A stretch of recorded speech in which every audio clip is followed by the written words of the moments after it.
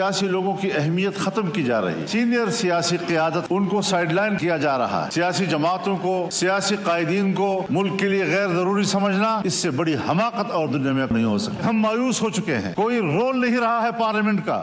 مولانا صاحب کا خیال ہے کہ سیاسی لوگوں کی اور سیاست کی اہمیت ختم کی جا رہی ہے، پارلیمنٹ کی اہمیت ختم کی جا رہی ہے۔ ہمارے ملک میں تو سیاست ہی ختم کرنے کے در پہ لوگ آ گئے ہیں۔ اگر آپ مولانا صاحب کے اس بیان کو دیکھیں اور اس کو مختلف تناظر میں دیکھیں کہ آخر ہو کیا رہا ہے، سردار اختر جان مینگل نے استعفیٰ دے دیا، اور استعفیٰ کیوں دیا؟ ان کا یہ ماننا ہے کہ پارلیمنٹ اور جو سیاست ہے وہ بلوچستان کے مسائل حل نہیں کر سکتی، اور اس کا رد عمل کیا آیا؟ حکومت اور اپوزیشن دونوں ان سے ملنے گئے اور ان کو درخواست کی کہ خدا را آپ یہ استعفیٰ واپس لیں، اور اختر مینگل صاحب نے بعد ازاں یہ کہا کہ میں نے ان کو کنونس کر لیا، وہ تو مجھے کنونس نہیں کر پائے۔ یعنی ان کو یہ لگتا ہے، اختر جان مینگل صاحب کو، کہ پارلیمنٹ اب مسائل کا حل نہیں ہے۔ اور اگر ہم اس کو ذرا زیادہ باریکی سے دیکھیں، یعنی سعد رفیق صاحب نے کل ٹویٹ کیا تھا، آج رانا صاحب ان سے ملنے گئے، پی ٹی آئی کا وفد، اپوزیشن کا وفد ان سے ملنے گیا، گرینڈ اپوزیشن نے ان کو بلایا۔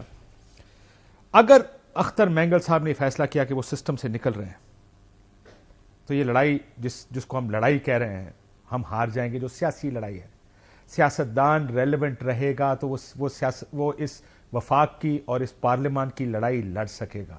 جہاں اس کو لگے کہ یہ لڑائی اب میں مزید نہیں لڑ سکتا، اور لڑ بھی لوں تو جیت نہیں سکتا، اس ملک کے لیے ایک بڑی مشکل، اس وفاق کے لیے ایک بڑی مشکل سٹیٹمنٹ ہوگی۔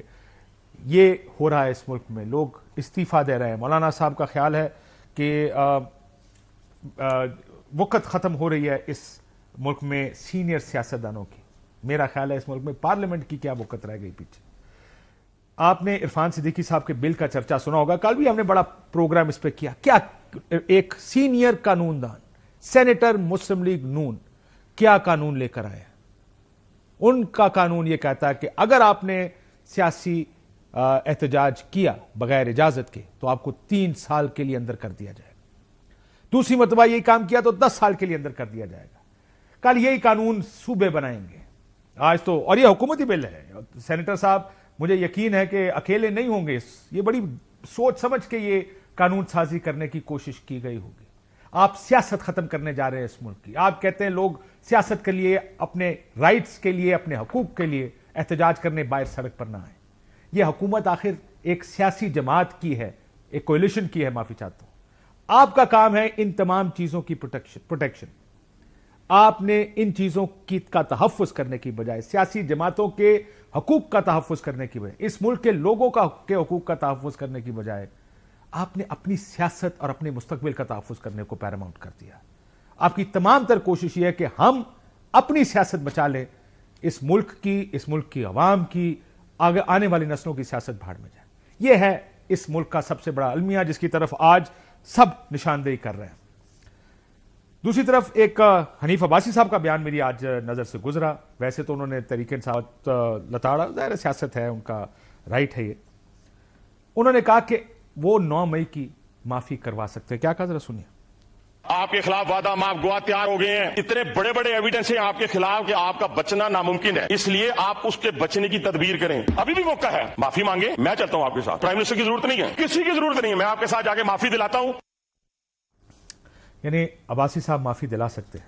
یعنی 9 مئی کا واقعہ جس میں یہ الزام یہ ہے، اور سب کو فوٹیجز نظر آتی ہیں کہ سرکاری اداروں میں لوگ گھسے، آگ لگائی گئی، املاک کو نقصان پہنچایا گیا۔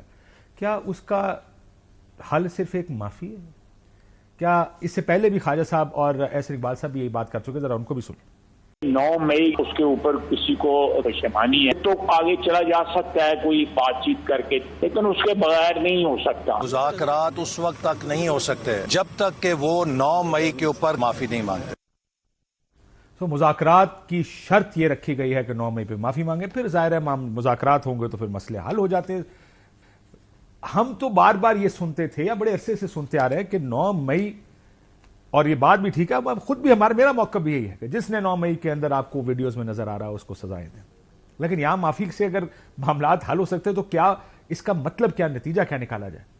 کہ یہ معاملہ اتنا سیریس نہیں ہے؟ میرا تو خیال تھا یہ بہت سیریس معاملہ ہے۔